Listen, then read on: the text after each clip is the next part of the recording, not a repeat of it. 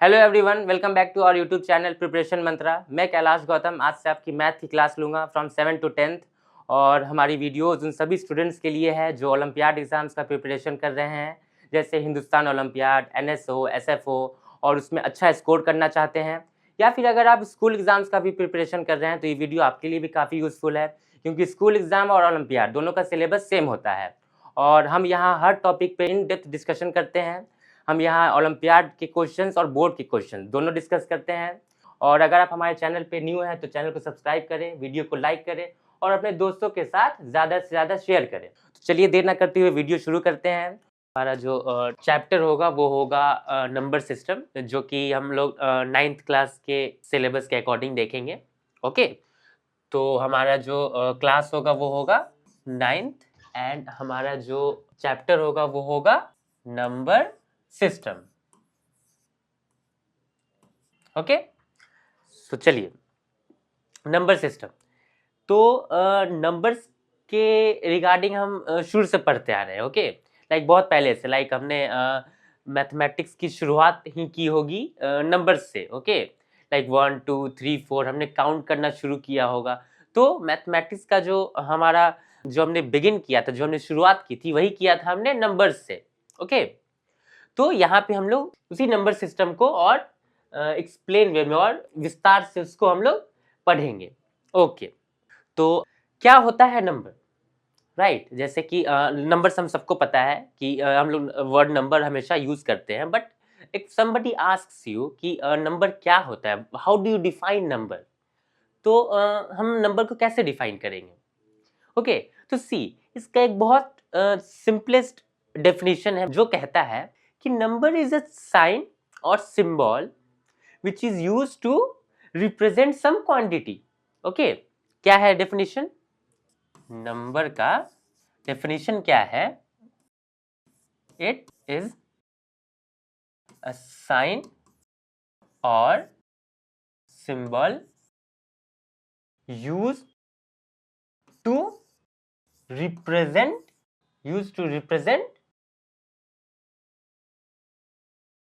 some quantity. Okay, used to represent some quantity.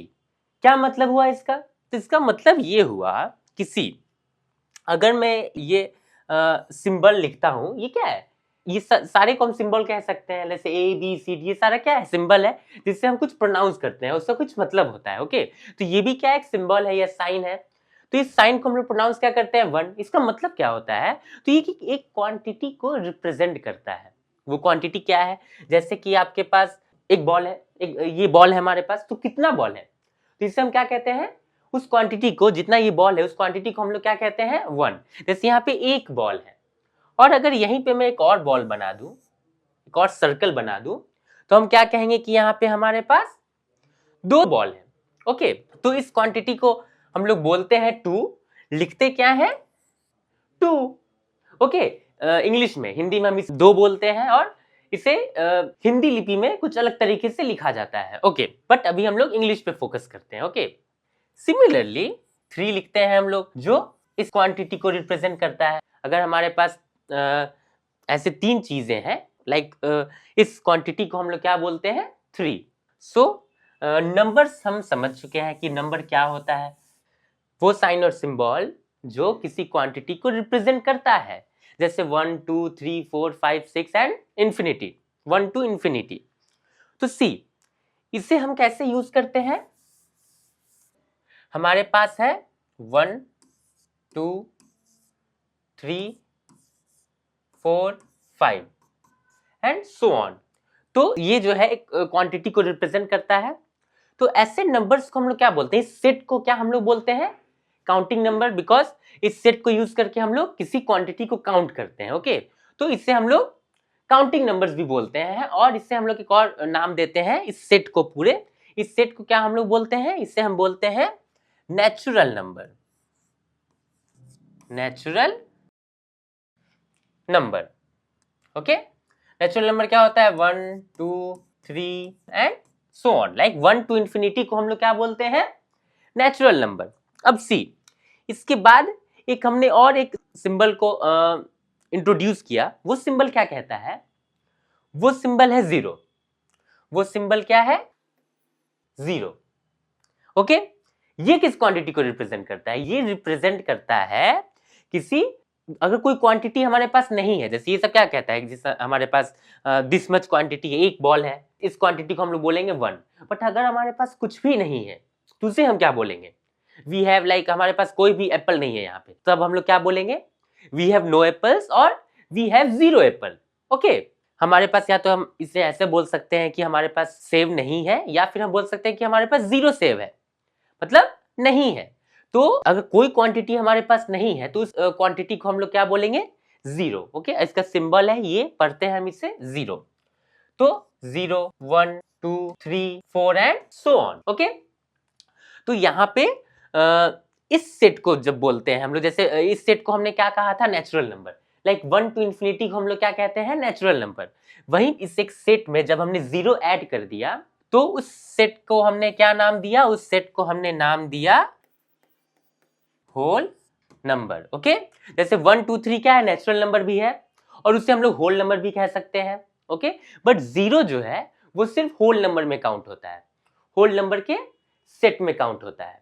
Okay, इस group को हम लोग बोलते हैं 1 टू इंफिनिटी के में जितने नंबर्स आते हैं उन सबको हम लोग नेचुरल नंबर बोलते हैं, और 0 टू इंफिनिटी में जितने नंबर्स आते हैं उन लोग को हम लोग होल नंबर बोलते हैं। तो यहाँ पे हमें क्या पता चला कि 1, 2, 3, 4, 5 को हम लोग नेचुरल नंबर भी बोलेंगे और होल नंबर भी बोलेंगे, बट 0 को हम लोग होल नंबर में ही काउंट करते हैं। ओके, वो नेचुरल नंबर में नहीं आता है।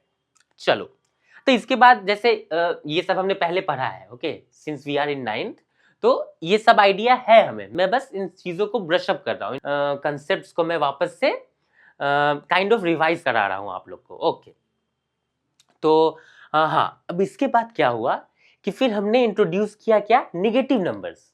ओके, जो कि आपने पढ़ा है पहले भी।